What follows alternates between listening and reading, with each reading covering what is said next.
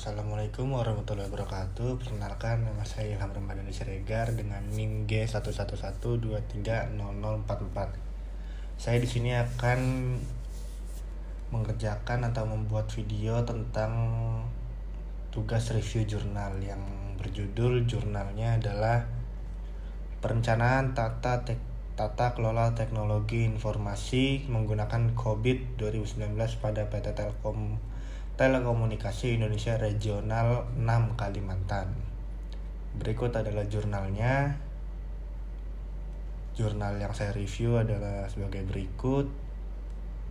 Lalu di paling bawah ada ini review jurnalnya. Tugas review jurnalnya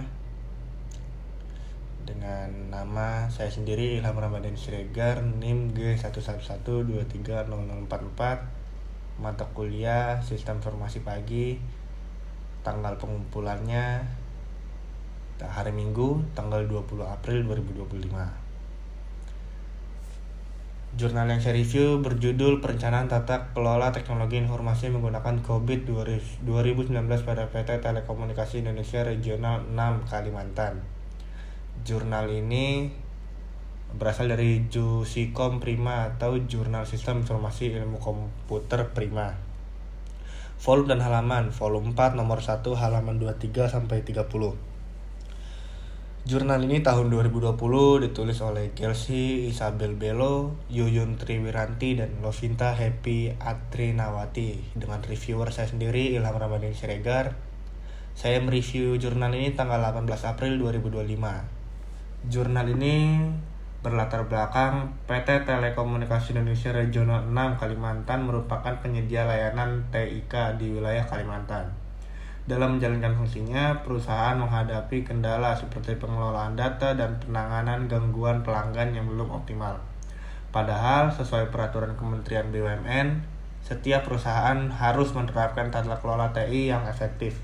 Oleh karena itu, penting dilakukan perancangan tata kelola TI menggunakan framework COVID 2019. Tujuan penelitian ini untuk merancang sistem tata kelola teknologi informasi yang sesuai dengan kebutuhan dan kondisi PT Telkom Regional 6 Kalimantan menggunakan kerangka kerja COVID 2019. Subjek penelitian itu sendiri menggunakan subjek PT Telekomunikasi Indonesia Regional 6 Kalimantan. Penelitian terdahulu. Pada jurnal ini, penelitian sebelumnya mengangkat tema tata kelola TI menggunakan COVID-5 di sektor marketplace B2B, menunjukkan bahwa penerapan framework ini membantu mengidentifikasi proses yang perlu dikembangkan. Data pada jurnal ini data dikumpulkan melalui studi literatur dan wawancara dengan staf di bagian customer care dan operating support system PT Telkom Regional 6 Kalimantan. Metode penelitian pada jurnal ini, penelitian ini menggunakan pendekatan COVID 2019 design guide yang terdiri dari 5 tahapan utama. Yang pertama, memahami konteks dan strategi perusahaan, menentukan lingkup awal tata kelola DF 1-4, memperbaiki lingkup sistem tata kelola DF 5-11, menyimpulkan desain tata kelola, dan menentukan kapabilitas target dari proses tata kelola TI yang dihasilkan. Hasil penelitiannya dihasilkan desain tata kelola TI dengan 14 proses bernilai penting, nilai lebih dari 50 bagi perusahaan seperti APO 03 Enterprise Architecture, APO 12 Manage Risk, APO 13 Security, BAI 06 IT Change, BAI 07 Transitioning, DSS 02 sampai DSS 05 Delivery dan Support, dan MEA 01 Evaluation. Tiap proses ditargetkan pada level kapabilitas tertentu untuk mendukung efisiensi dan efektivitas pengelolaan TI perusahaan.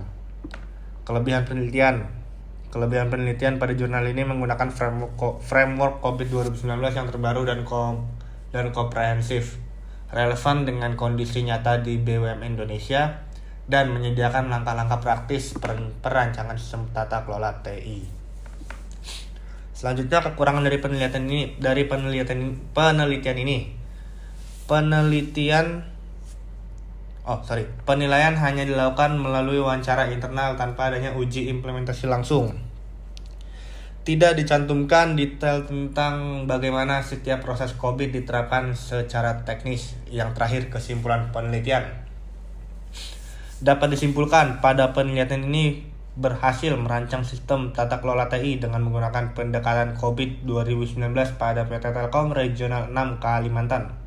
Hasilnya mendukung perusahaan dalam mengevaluasi dan meningkatkan kapabilitas pengelolaan TI sesuai kebutuhan bisnis dan regulasi yang berlaku. Berikut adalah hasil dari review jurnal yang sudah saya lakukan.